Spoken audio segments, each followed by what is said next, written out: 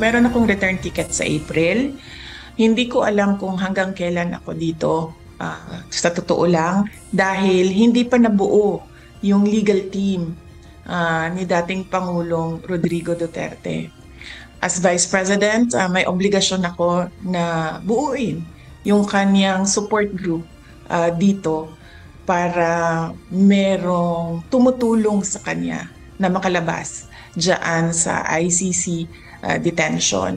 Nilinaw ng pangalawang Pangulo na wala siyang balak manirahan sa The Hague, Netherlands. Sinabi ni VP Duterte na may return ticket na siyang nakareserba para sa Abril dahil ito ay requirement bago siya umalis ng bansa. Subalit hindi pa tiyak kung kailan matatapos ang kanyang ginagawa sa The Hague para tulungan ang kanyang ama na si dating Pangulong Duterte dahil hindi pa aniya kumpleto ang legal team nito.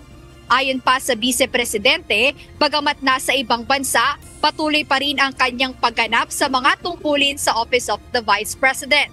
Nagpapatuloy aniya ang kanyang komunikasyon sa kanyang mga undersecretaries at assistant secretaries. Nakatulong niya sa pagpapatakbo ng mga proyekto ng OVP sa kabila ng limitadong budget.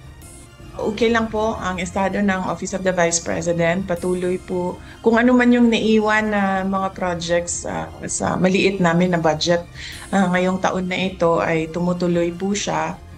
Daily po ang communication namin ng aming USEC at ASEC ng Office of the Vice President.